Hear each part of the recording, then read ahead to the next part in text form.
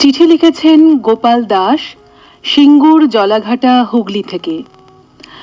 তার চিঠিতে একটি কবিতা আছে, সকলেই গুরুত্বপূর্ণ। কবিতার বিষয়: সকলেই গুরুত্বপূর্ণ, মূল্যবান, নিজ নিজ স্থানে কর্মযোগ্যতায়।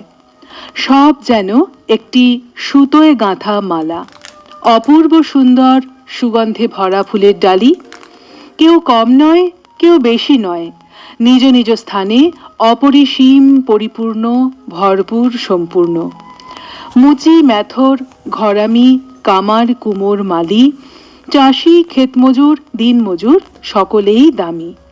মূর্খ, অজ্ঞ, জ্ঞানী, সকলেই আমাদের সমাজের অঙ্গ, নিজ নিজ স্থানে মূল্যবান, মানবিক। সকলেই সমান, কেউ কম নয়, কেউ বেশি নয়, নিজ নিজ স্থানে খুবই মূল্যবান, গুরুত্বপূর্ণ, দামি। গোপাল দাস, সিঙ্গুর জলাঘাটা, হুগলি থেকে।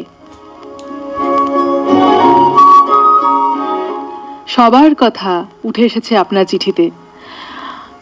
আসল কথা বন্ধু, সমাজের প্রত্যেকটি স্তরে প্রতিটি মানুষ নিজের নিজের কাজ করে চলেছেন। সকলের এই কর্মবিন্যাসেই, এই কর্মোন্মাদনাতেই প্রাণবন্ত হয়ে ওঠে পৃথিবী। প্রত্যেকেই নিজের নিজের কাজ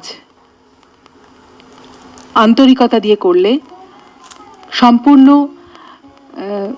ডেডিকেশন দিয়ে করলে, সেটাই একটা সুন্দর পৃথিবীকে তৈরি করবে। ভালো লাগলো আপনার চিঠি।